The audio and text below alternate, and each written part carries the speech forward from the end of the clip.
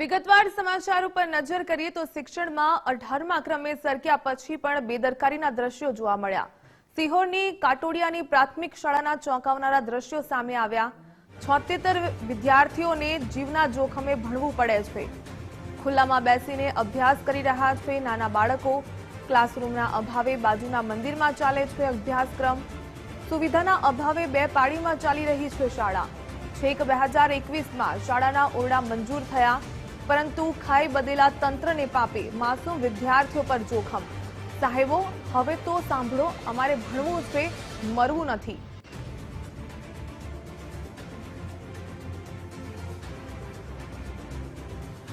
ભણશે ગુજરાત, આગળ વધશે ગુજરાતની વરવી તસવીરો બતાવી રહ્યું છે ગુજરાત ફર્સ્ટ। તંત્રના પાપે માસૂમ વિદ્યાર્થીઓ પર જોખમ તોડાઈ રહ્યું છે। દ્રશ્યો આપ જોઈ રહ્યા છો એ જરા ધ્યાનથી જુઓ। વિદ્યાર્થીઓ ખુલ્લામાં બેસીને ભણવા માટે મજબૂર બન્યા। 76 વિદ્યાર્થીઓ જોખમ હેઠળ હાલ તો અભ્યાસક્રમ પૂરો કરવા માટે મજબૂર બન્યા। સિહોરની કાટોડિયાની પ્રાથમિક શાળાના આ દ્રશ્યો। 76 વિદ્યાર્થીઓને જીવના જોખમે ભણવું પડે છે। આ સિહોર તાલુકાના કોટડિયા પ્રાથમિક શાળામાં હાલ માત્ર એક જ ઓરડો હયાત છે અને ત્યાં નવા 6 ઓરડા બનાવવાના થાય છે।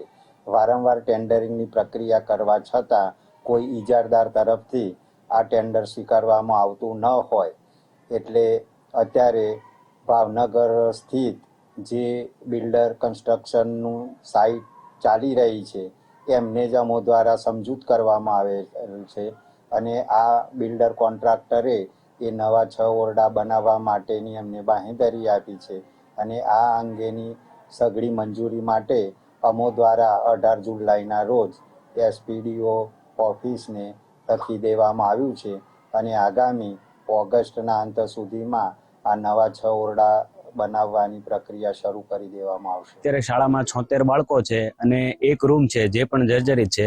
અમે આ રૂમ બાબતે 2020માં રૂમ તોડી પાડેલ છે અને ત્યારબાદ 2024 સુધી અમારા રૂમ મંજૂર થઈ ગયેલા છે, પણ આ રૂમ છે એ ટેન્ડર કોઈ પાર્ટી ન લેવાના કારણે અત્યારે અમારે અહીંયા રૂમ નથી। અમે અમારી કક્ષા લેવલે જાણ કરેલ, જેમાં અમને ટીઆરપી દ્વારા એવું જાણવા મળેલ કે ભાઈ તમારા રૂમ મંજૂર થઈ ગયેલ છે, પણ જો આ ટેન્ડર કોઈ પ્રક્રિયા હાથ ધરાતી ન હોય અથવા તો કોઈ કોન્ટ્રાક્ટર આ લેવા માટે રાજી ન હોય એના લીધે આ રૂમ બનતા નથી।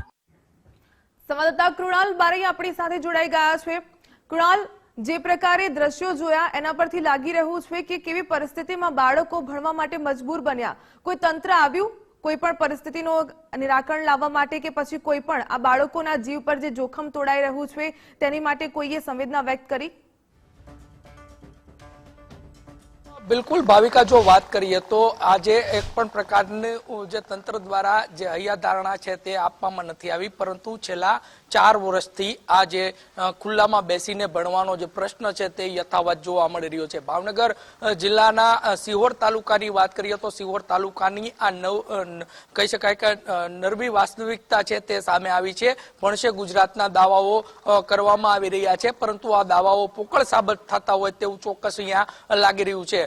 કેમ કે છેલ્લા 4 વર્ષથી ઓરડાની ઘટના કારણે 76 જેટલા જે વિદ્યાર્થીઓનું ભાવિ ભવિષ્ય છે તે અંધકારમય ચોક્કસથી બની ગયું છે। કેમ કે ખુલ્લામાં વિદ્યાર્થીઓને પોતાનો જે અભ્યાસક્રમ છે તે કરવા મજબૂર બનવું પડી રહ્યું છે। છેલ્લા ઘણા સમયથી શાળાના આચાર્યથી લઈને શાળાના શિક્ષકો દ્વારા પણ ડીઆરડી કચેરી સુધીને રજૂઆત કરી દેવામાં આવી છે, છતાં પણ આ જે રજૂઆતને જાણે કે ગોળીને તંત્ર છે તે ગોળીને પી ગયું હોય તેવું ચોક્કસ અહીંયા લાગી રહ્યું છે। માત્ર ને માત્ર ટેન્ડર પ્રક્રિયાના જે છે તે દાવાઓ કરવામાં આવી રહ્યા છે, પરંતુ ક્યારે થશે તે પણ એક મોટો પ્રશ્ન છે। હાલની વાત કરીએ તો હાલ પણ કહી શકાય કે આ 76 જેટલા જે ભાવિ બાળકો છે, ભાવિ ભવિષ્ય છે તે અત્યારે અંધકારમય રીતના પોતાનું જે અભ્યાસક્રમ છે તે અભ્યાસક્રમ કરવા મજબૂર બન્યા છે। બહાર મેદાનમાં બેસીને પણ અભ્યાસક્રમ પૂર્ણ કરવો પડે તેવી સ્થિતિમાં જોવા મળી રહ્યું છે। આ અંગે અનેક વખત રજૂઆત કરવા છતાં પણ એક પણ પ્રકારની આપણી પાસે આવીશ કે પટેલ જિલ્લા શિક્ષણ અધિકારી આપણી સાથે જોડાયેલા છે।